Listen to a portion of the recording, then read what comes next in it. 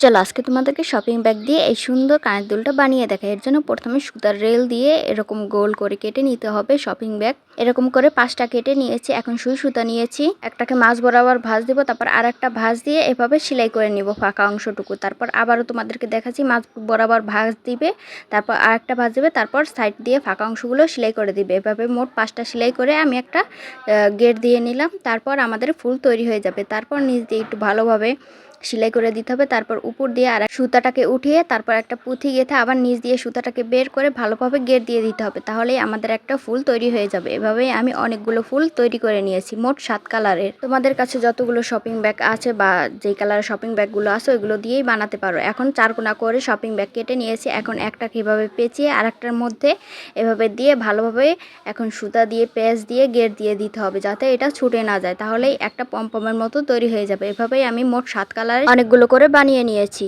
এখন একটা গোল করে কাগজ কেটে নিয়েছি, এটার নিচে 4mm এর 18টা পুঁথি গেঁথে নিয়েছি। তারপর এভাবে নিচে ঝুলিয়ে নিয়েছি। এখন পমপমগুলোকে লাগিয়ে দিচ্ছি। লাগানোর মাঝ বরাবর একটা হুক অ্যাড করে দিতে হবে। তারপর উপরের ফুলগুলোকে এক এক করে লাগিয়ে দিচ্ছি। ফুলগুলো লাগানো হয়ে গেলে আমাদের কানের দুল একদম কমপ্লিট। যারা ইউটিউব চ্যানেল থেকে দেখতেছো তারা অবশ্যই সাবস্ক্রাইব করবে এবং ভিডিওটিতে লাইক করবে। ফেসবুক টিকটক থেকে দেখলে ফলো করবে।